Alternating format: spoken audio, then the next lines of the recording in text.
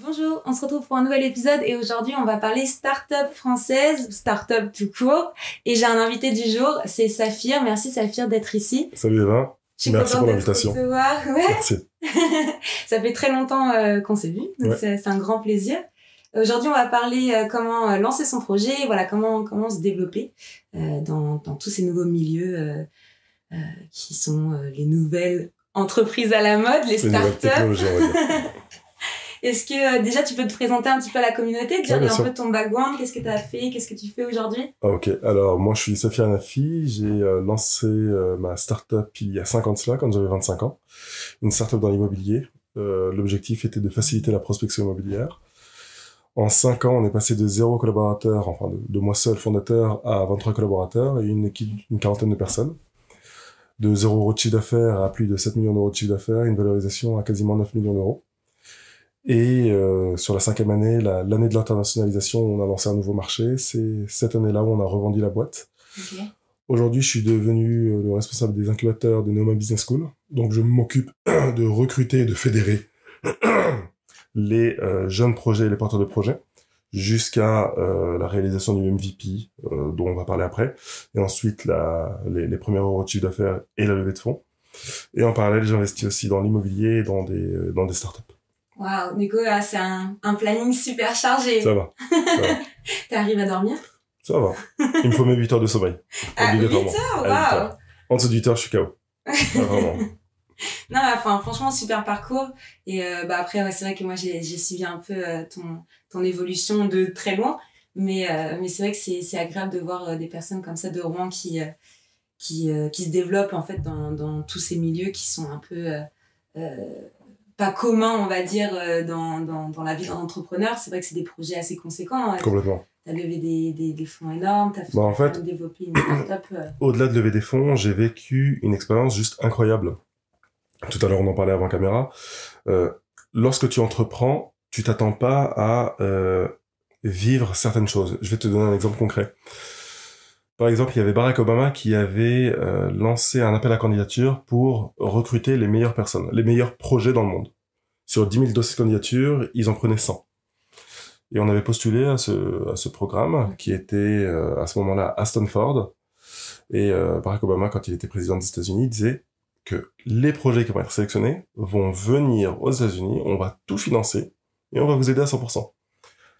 Et un soir à 3h du matin, enfin une nuit à 3h du matin, on reçoit un email justement des États-Unis, de l'ambassade des États-Unis pour nous dire qu'on a été sélectionné parmi 10 000 dossiers de candidature et on était la seule start-up française à y aller. Donc là, tu te dis, mais putain, il se passe quoi? Est-ce que c'est un rêve? Est-ce que c'est une blague? Est-ce que c'est la mauvaise blague du jour? Et une semaine après, tu te retrouves devant Barack Obama, tu te retrouves assis à côté de Mark Zuckerberg, tu te retrouves avec les fondateurs de Uber, de Airbnb. Et pendant 15 jours, t'es vraiment en plein milieu et puis baigné par l'entrepreneuriat américain où tout est possible. Wow. Donc tu reviens en France avec une vision, une passion et puis une énergie mais qui est juste folle et incroyable.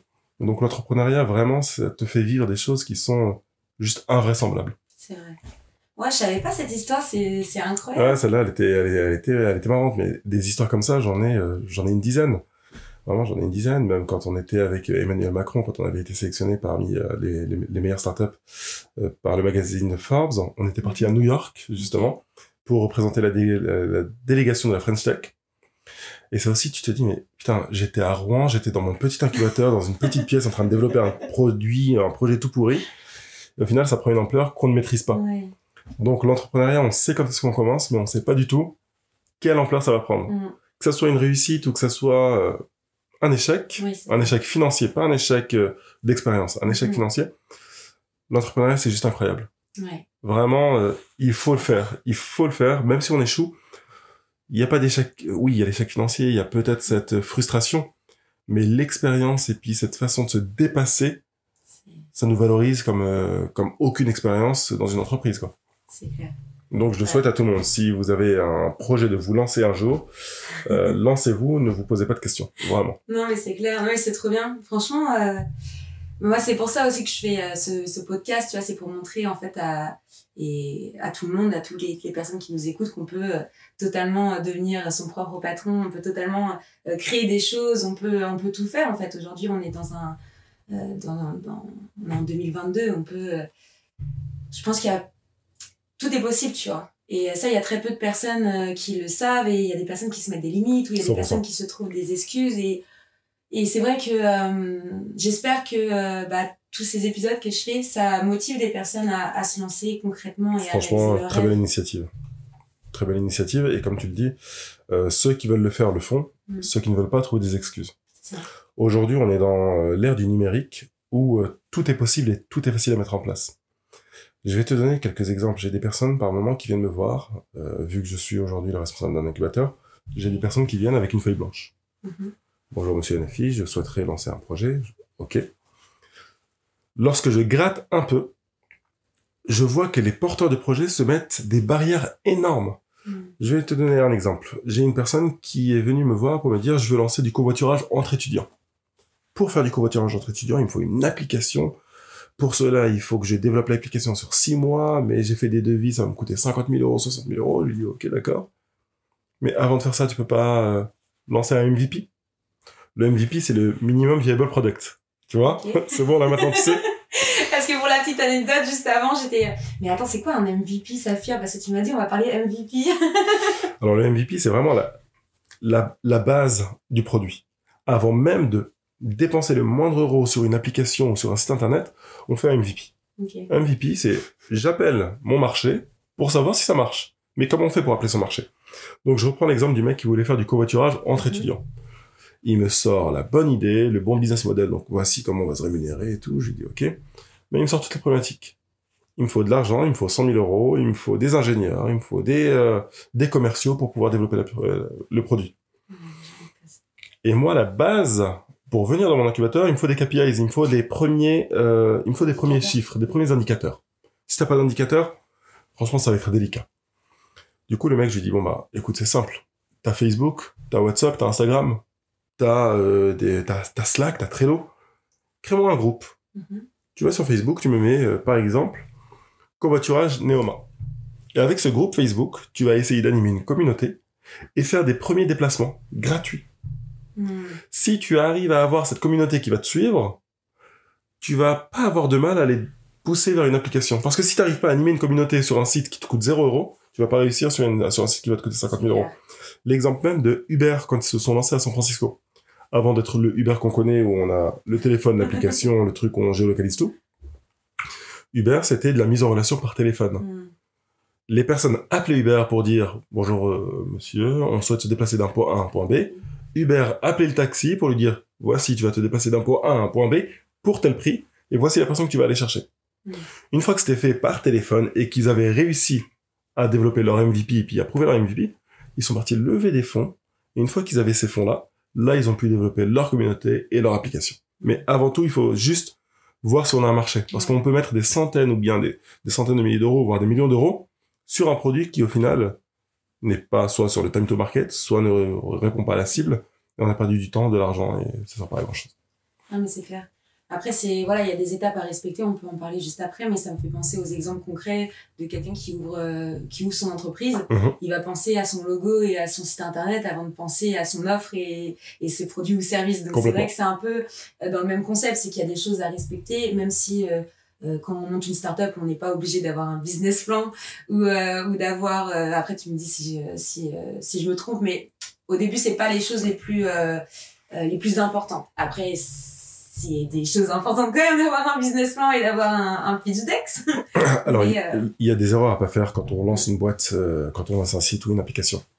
Je vois pas mal de projets qui ne sortent pas ou bien qui ne se lancent pas. Oui. Pourquoi? Parce que, merde, ma charte graphique n'est pas bonne, mon logo n'est pas bon, c'est pas le bon nom, c'est pas le bon truc. Ça, c'est pour moi, c'est se trouver des excuses. Encore un exemple, il y a un truc que j'adore, moi, c'est toujours illustrer mes propos par des exemples. Quand Le Bon Coin est sorti en 2006, c'était la risée. Le Bon Coin, pourquoi? Parce que les gens me disaient que c'était un site avec une couleur jaune pipi. Tout le monde se foutait de sa gueule. C'est ça. Ah, vraiment. Et au-delà de ça, même le nom, Le Bon Coin. Pourquoi Le Bon Coin? Les gens se foutaient de la gueule du site Le Bon Coin et puis de la couleur.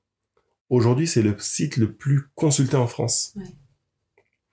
On s'en fout d'avoir la bonne charte ou le bon truc. Tant qu'on a une proposition de valeur qui répond à un réel besoin, croyez-moi que tout le monde va venir. Mais vraiment, tout le monde va venir. Vente privée qui devient VP.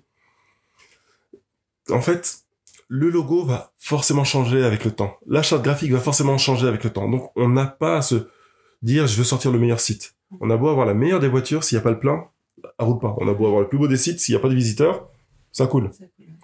Donc, l'objectif vraiment, garder un point en tête.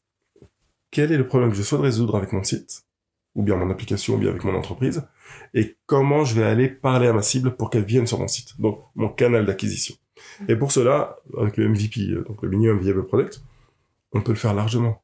Si j'ai une page Facebook, si j'ai un groupe Facebook tout pourri, ou si j'ai un groupe WhatsApp tout pourri, ou si j'ai un groupe sur, je sais pas, sur un autre canal, tant que j'ai une vraie proposition de valeur, les gens vont venir et auront ce besoin. Dès lors que je réponds à une problématique avec mon produit, les gens vont venir, ils s'en foutent de ton logo, ton nom, ton image de marque.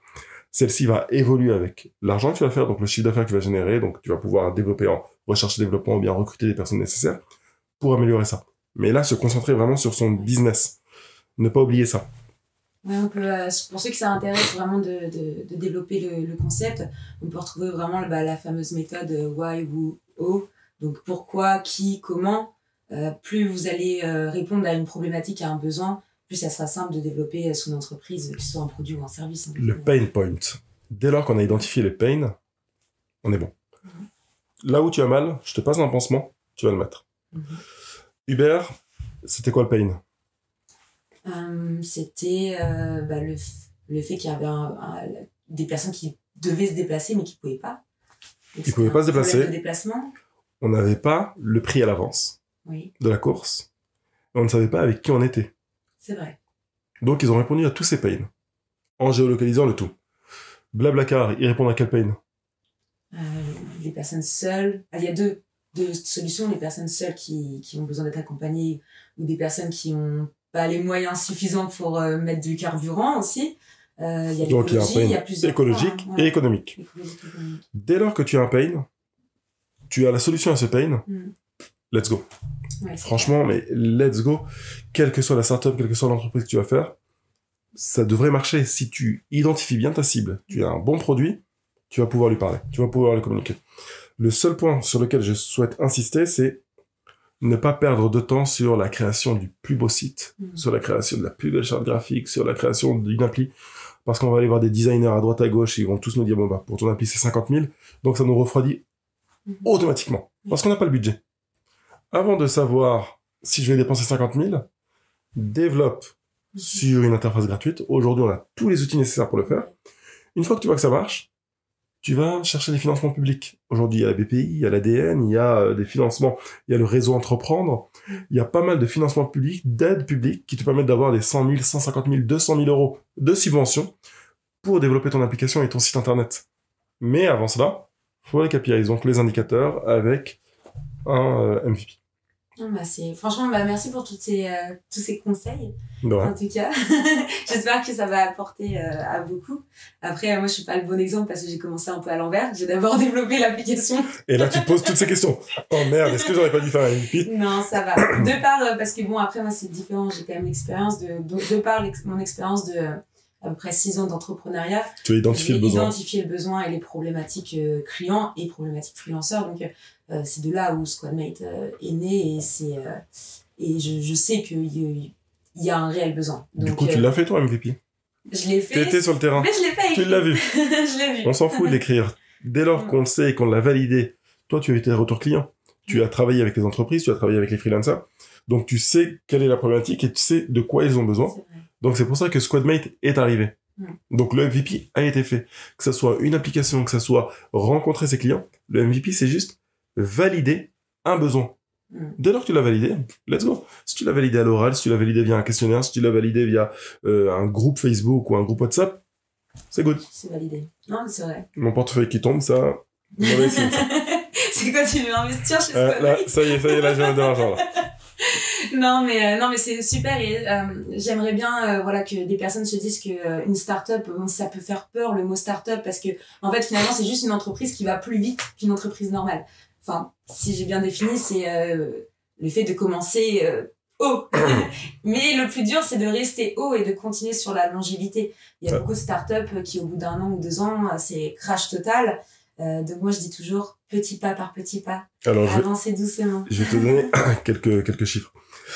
Au niveau d'une startup, la durée de vie en moyenne d'une startup, quand est-ce qu'on sait qu'elle va marcher? Au bout d'1 an. Vraiment, au bout d'1 an, entre là où tu as lancé le produit et que tu vas pivoter, tu vas forcément pivoter. Enfin, dans 80% des cas, tu pivotes. Pivoter, en gros, tu changes de modèle économique pour que ça soit rentable. Il y a 1 an. Dis-toi qu'il y a 90% des startups aujourd'hui qui échouent. Mais dans ces 90% de startups qui échouent, il y a 90% des entrepreneurs qui vont relancer des boîtes. Dès lors que tu as le mindset startup, tu relances. Comme le disait Churchill, j'adore cette phrase. Le succès, c'est aller d'échec en échec sans perdre de sa motivation. Pour moi, ça définit complètement vraiment le mindset d'un entrepreneur. Et autre point qui est super important, c'est la différence entre une entreprise et une startup. C'est pas le fait qu'elle va évoluer ou autre, parce que tu peux avoir une agence immobilière que tu lances, et franchement, année après année, elle fait plus 30%, plus 40%, plus 50%. La seule différence entre une startup et une entreprise, c'est une qui est scalable et une qui est duplicable. Ok, oui. Scalabilité, tu vois. Scalabilité, Facebook, Airbnb, Uber sont scalables. J'ai pas besoin de créer de nouveaux bureaux ou bien de recruter de nouvelles personnes pour pouvoir multiplier mon chiffre d'affaires. McDonald's, eux, c'est duplicable. Un restaurant. Si ma limite de mon restaurant fait 200 000 euros, si je veux faire 400 000, il faut que je refasse encore un resto. Donc là, on arrive sur de la duplicabilité. Oui. Donc, on duplique le modèle. Et ça, c'est vraiment le modèle entreprise.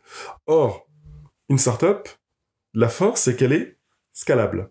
Elle peut se lancer à Paris, à Rouen, à Marseille, à Barcelone, aux États-Unis, mais avec la même puissance de frappe. Et puis, par les locaux qui sont à Rouen, dans ton petit bureau, tu peux viser tout le monde. Donc, c'est vraiment ça qui va faire la différence entre scalabilité et duplicabilité. Donc, entreprise et startup. Et si je donne un conseil, si je peux donner un conseil, aujourd'hui, dans l'ère du numérique et dans l'ère du digital dans laquelle on est, concentrez-vous sur du scalable, car le mindset est complètement différent, et puis derrière, on a une zone de chalandise qui est juste unique, quoi. C'est le monde. Je peux vendre mon produit n'importe où, à n'importe qui, je peux vendre mon besoin. On va prendre l'exemple de Salesforce, qui est un logiciel de vente. Les gars, ils sont à Palo Alto, mais ils te vendent partout. Oui. T'as Stripe, t'as tout le monde. Je trouve ça génial. Et aujourd'hui, les business dans un schéma full remote, qu'on appelle vraiment où on n'a pas de point physique finalement dans l'entreprise, je trouve ça assez révolutionnaire et j'y crois. Je pense pas qu'il y aurait encore beaucoup de salariat dans un futur assez proche. Je pense que plus ça va, plus on va aller dans une indépendance des personnes, même s'il y aura toujours des personnes un peu frileuses, on va dire, de ce monde d'indépendants. Il y aura des contrats qui seront adaptés pour eux, mais je crois que en plus, depuis la crise sanitaire, c'est vrai qu'on est poussé à être autonome beaucoup plus. La crise sanitaire, en fait, elle a montré certaines choses que l'ancien management et puis l'ancienne culture d'entreprise a complètement évolué, a complètement changé. Les gens sont beaucoup plus productifs de chez eux. Et autre point, c'est qu'en France, on a cette culture du présentéisme. On a besoin de voir la personne. T'es là de 9h à 17h, mais t'es performant que de 9h à 10h. Le reste, pause café, tu penses à tes enfants, tu penses à ton week-end, tu fais que papoter. Or, chez soi, on est un peu plus productif parce qu'on a cette culpabilité de se dire, merde, je suis chez moi, est-ce que je fous rien? Non, donc je dois bosser. Oui. Donc derrière, c'est on n'est pas sur l'objectif, on est plutôt sur le présentéisme. J'espère que ça changera. En tout cas, moi, je vais essayer de c'est en cours. Ouais, c'est en cours. Pour vraiment donner l'opportunité, à n'importe qui de vivre où ils veulent, en fait. Je crois plus vraiment non plus aux frontières des océans. Je crois vraiment qu'on va devenir... en fait, on est poussé à avoir à peu près la même loi. Bon, il y a encore certains pays qui sont complètement isolés, mais je pense que tout le monde pourra vivre où ils veulent, en fait. Travailler d'où ils veulent, pour la compagnie qu'ils veulent. Je crois pas du tout en ce concept un peu du métro dodo. Donc pour toi, l'utopie, c'est vraiment d'avoir plein de freelances qui sont tous à Bali, en Thaïlande, en train de kiffer, mais en train de travailler puis de générer leur business. Ouais, ça se fait de plus en plus, vraiment. Et t'en es l'exemple parfait aujourd'hui. Oui, aussi. Et c'est de là un concept vraiment, pour revenir à ScottMate, mais un projet vraiment 7 sur 7, 24/24, c'est que je pars sur le concept que si tout le monde travaille de tous les fuseaux horaires, on aura un système où il y aura une boucle qui tournera toujours. C'est-à-dire que celui qui finit de travailler à New York commence plutôt, c'est celui-là qui est à Bali qui finit, tu vois. Et je pense vraiment que c'est un système économique pour une entreprise qui est possible et qui va être beaucoup plus performante qu'une entreprise lambda à Paris qui fait 9h, 17h avec justement 4 ou 5 heures pour manger, qui signe des contrats à gogo mais qui respecte pas les livrables, tu vois. Tout ça, c'est des concepts qui ça durera pas dans le temps. Tu vois. Complètement. Je suis vraiment d'accord avec toi sur ça, sur cette partie-là. Et ça, j'y ai jamais réellement pensé au 24-24. Et c'est vrai que quand il y en a un qui dort, l'autre va reprendre le relais. Et si Squadmate aujourd'hui le permet, bah franchement, c'est tout le mal que je te souhaite. Vraiment pour les entreprises, c'est tout le mal que je te souhaite. Quand je parle de ça, j'ai l'impression d'être un peu... c'est la fille un peu folle qui imagine aucune frontière dans le monde. Mais non, c'est très bien. C'est bien, il faut bien imaginer des choses assez grandes pour pouvoir les réaliser. Ouais. C'est pour ça, vraiment, pour revenir au sujet de la start-up, ayez pas peur d'avoir des idées, ayez pas peur de parler de vos idées aussi, ayez pas peur d'être fou ou d'être trop visionnaire. Alors là, tu viens de mettre le point sur un point qui est super sensible de parler de son idée. Généralement, quand un mec vient avec une idée d'entreprise, ou bien une femme, quand il vient me voir, il me dit « Attention, faut le dire à personne. C'est secret. J'ai la meilleure idée, je suis plus fort, je suis plus grand, je suis truc. » Ils sont comme ça, mais j'ai pas trop te dire. On signe une clause avant que je te parle. Mais vraiment, ils parlent comme ça. Je leur dis, les gars, déjà, calmez-vous. On est 6 ou 7 milliards sur Terre. Franchement, ton idée, elle a dû être développée maintes et maintes fois. La seule différence qui fera la différence entre un projet qui marche et l'autre, c'est l'exécution. Et au contraire, il faut en parler parce que en parlant de ton projet, tu vas pouvoir le challenger. Tu auras toujours des retours positifs ou négatifs. Faut tous les prendre, faut tous les écouter. Et faire la part des choses. Mais il faut en parler. Et celui qui va te dire, bon, bah, j'aime bien ton idée, je vais te la voler, dis-lui, fonce, vas-y. Fonce. Parce qu'on n'aura pas du tout la même exécution. Ce que tu as en tête, c'est pas du tout ce que le mec a en tête. On a beau avoir la même idée. L'exemple concret, c'est quand on va par exemple sur Rouen, pour les Rouennais qui nous écoutent, quand tu vas sur la rue du Gros, ou bien, rue du Gros, la rue des commerçants, tu peux avoir 2 boulangeries, mais vraiment côte à côte. Côte à côte. Si tu regardes à la fin de l'année, il y en a une qui doit faire 600 000, l'autre qui doit faire 1 million. Elles ont le même pain, le même produit, la même enseigne, la même rue, le même truc. Mais sauf qu'il y en a une qui fait plus de chiffre d'affaires que l'autre. Parce que une a fait une stratégie différente, une a des fournisseurs différents, une a sa clientèle qui est différente. Donc l'exécution fait que ça sera complètement différent. Tu veux faire mon projet? Fonce. Go. Au contraire, s'il y a de la concurrence, c'est qu'il y a un marché à prendre. C'est ça. Et j'ajoute sur le fait qu'il y a l'exécution, mais de plus en plus maintenant, il y a aussi le storytelling. C'est que les gens, ils achètent plus une histoire, une personne, que un réel projet. Finalement. Complètement. Ça, ça se développe de plus en plus de par la transparence des réseaux sociaux, que les gens maintenant, c'est limite s'ils vont pas se prendre en vidéo en train de pleurer. C'est un peu exagéré, mais c'est vrai qu'aujourd'hui, les gens ont besoin de voir des émotions, ils ont besoin de se sentir proches, tu vois. Complètement. Complètement d'accord avec toi. Bon, après, c'est de la stratégie, mais c'est pas vraiment de la stratégie, ça fait partie du jeu. Donc oui, si tu veux voler une idée, vas-y, vole-la, mais ça remplacera pas la personne qui l'a eu de base. Donc ne pas s'inquiéter, ne pas se dire j'ai un projet, j'en parle pas. Au contraire, j'ai un projet, j'en parle, je développe le MVP. Une fois que j'ai développé le MVP, là je vais aller chercher les financements pour développer le projet. Et il y a un autre point qui est super important et super intéressant aussi qu'on peut évoquer, c'est l'association. Avec qui développer son projet et comment développer son projet. La team. La team. La team et la team. Ouais. Aujourd'hui, faut savoir, je vais vous prendre une expérience personnelle. J'avais été sélectionné à un incubateur, le plus gros incubateur du monde, qui est à San Francisco, qui s'appelle YC Combinator. YC Combinator, c'est celui qui a développé PayPal, c'est celui qui a développé Airbnb, c'est celui qui a développé Dropbox, etc. Généralement, quand tu sors de cet incubateur, tu deviens une licorne. Automatiquement. Mais vraiment, t'es dans le top du top mondial. La licorne qui pousse. C'est ça, t'as les licornes, t'es comme ça, t'es trop chaud. Okay. Et du coup, la veille de la sélection, on a été sélectionné, donc on passe en comité final. La veille, on nous demande qui est dans l'équipe. C'est super important. Qui est dans l'équipe. Malheureusement, on avait un de nos ingénieurs qui avait fait un burn-out. La veille. Du coup, quand j'explique que le CTO avait fait un burn-out, c'était un non catégorique. Parce que l'équipe n'est pas complète. Aujourd'hui, un projet, moi-même, quand j'investis sur des projets, honnêtement, 60 à 70% de ma réflexion se fait sur l'équipe et non pas sur le projet. Parce que le projet va évoluer au fur et à mesure du temps. Ouais. Ça va être Squadmate 1, dans 2 ans, ça va être Squadmate 3. Oui. Parce qu'il va évoluer. Et donc la forme, le nom, le design, tout va changer. Mais derrière, qui est l'équipe qui va faire passer Squadmate de Squadmate 1 ou 2 ou 3? C'est l'équipe fondatrice et fédératrice. Si l'équipe ne tient pas la route, si l'équipe n'est pas complémentaire, tu m'intéresses pas. Qui n'est pas soudé aussi. Qui n'est pas soudé. Ouais. Mais ça encore, on peut pas trop le déceler dès le départ. La complémentarité, on peut la déceler dès le départ. Je suis ingénieur, t'es commercial, elle est marketeuse. Là, ok, on a un bon socle, on sait qu'on peut faire les choses. Par contre, j'ai un produit tech, je suis 100% commercial, je crois pas en toi.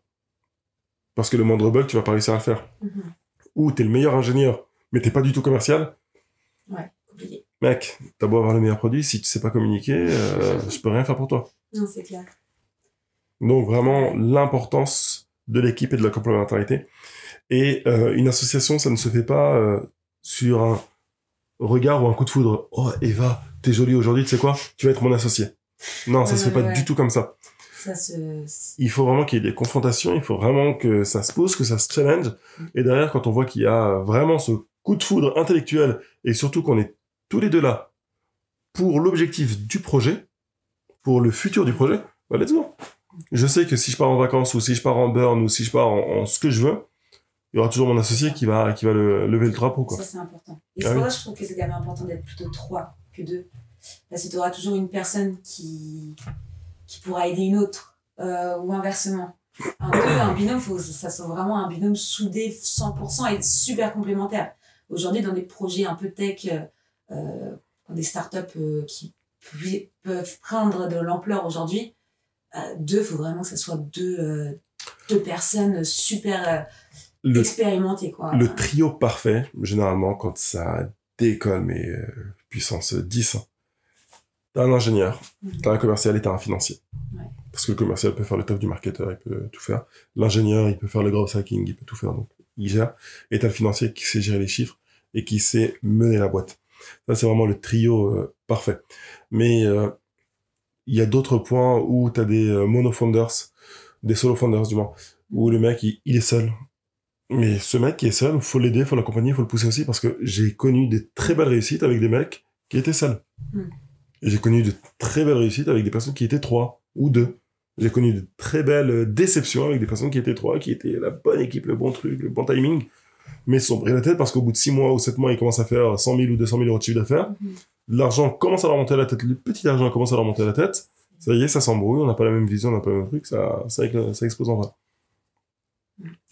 Enfin, du coup, pour finir un peu sur cet épisode de podcast, pensez à la team avant de votre business plan, ou au moins au KPI, à tous vos indicateurs vraiment pour vérifier que votre projet tient la route, pourquoi vous montez votre projet, quelles sont les raisons, quelle est la douleur de vos prospects. Voilà, posez-vous les bonnes questions pour pouvoir vous lancer correctement et n'ayez pas peur surtout. Pas de crainte, faut y aller. Pour ce qui est du business plan, c'est comme ce que j'ai dit tout à l'heure par rapport au design, au site, s'il est beau, s'il est pas beau. Pas la peine de passer des heures et des heures dessus. Le business plan, dès le départ, va juste nous servir à avoir votre vision. Mais t'as 99% des boîtes qui ne respectent pas, soit à la hausse, soit à la baisse, le business plan. Bon, bah tiens, au bout de 2 ans, je vais faire 200 millions de chiffre d'affaires, j'ai déjà vu ça. Vas-y, arrête tes conneries. Si tu fais déjà 200 000 euros, c'est déjà bien. Donc, le business plan, c'est juste pour avoir une vision et puis pour se fixer des objectifs. Mais ne pas se dire, putain, si je respecte pas mon business plan, comment j'y... Et autre point, sur Google, tu peux trouver vraiment tous les outils pour pouvoir faire ton business plan, ton pitch deck, ton executive summary, tous ces éléments-là pour lancer et déployer ton MVP le plus facilement possible et dans les meilleures conditions. Bah, j'espère que vous allez vous mettre tout de suite au travail après cet épisode. En tout cas, merci beaucoup, Saphir, pour ton expérience, tes conseils. Et voilà, toutes ces choses. J'espère que les personnes vont rêver après cet épisode, ou du moins vont actionner leurs rêves plutôt. Bah, puis... J'espère, et puis franchement, donnez-vous, et vous allez vivre qu'une belle expérience. L'entrepreneuriat, c'est magique, et il faut le vivre. Est-ce qu'on peut te contacter quelque part, éventuellement, si on a des questions? Alors, si vous avez des questions, contactez-moi sur LinkedIn. Généralement, je suis assez actif, donc c'est Saphir Hanafi, Hanafi, H-A-N-A-F-I, toute façon, tu mettras un Ouais, lien en je truc. mettrai le lien en description de l'épisode. Oui, je suis comme les youtubeurs. Regardez, On mettra le lien. swipe up, swipe up. Ce n'est pas sponsorisé. Alors, non, vous pouvez me contacter sur LinkedIn et puis je me ferai un plaisir que de pouvoir répondre à vos questions. Et je pense qu'aujourd'hui, tu as les compétences nécessaires aussi pour répondre à leurs questions, s'ils en ont. Mais je me tiendrai à votre disposition.